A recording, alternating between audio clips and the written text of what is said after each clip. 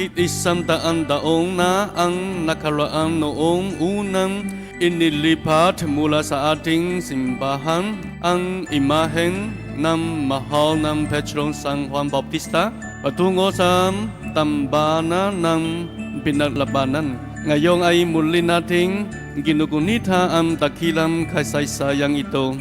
Sa araw na ito, muli nating masasaksihan ang banal na paglilipat ng imahen ni San Juan Bautista mula sa lugar ng kabayanan patungo sa kanyang tahanan. Patuloy tayong manalangin na ang bawat isa ay maranasan ang kanyang pagbabasbas at patuloy na manalig sa ating Ama sa langit.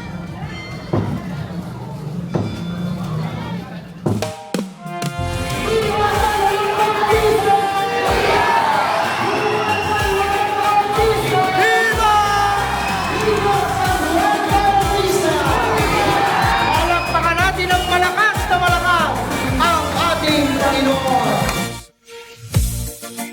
Bilang mga unang tagapaalaga ng imahen ni San Juan, isinabuhay natin ang kaniyang dakilang aral ng pagpapakumbaba. Ako ang ibababa, siya ang itataas. Buong galang natin itong inihahayag at buong tiwala tayong umaasa sa kaniyang gabay.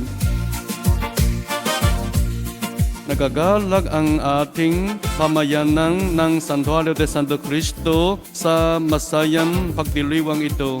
Kaysa ng sambayanang Katolika, kami ay napupugay at bumabati sa pamayanan ng tambana ni San Juan Bautista.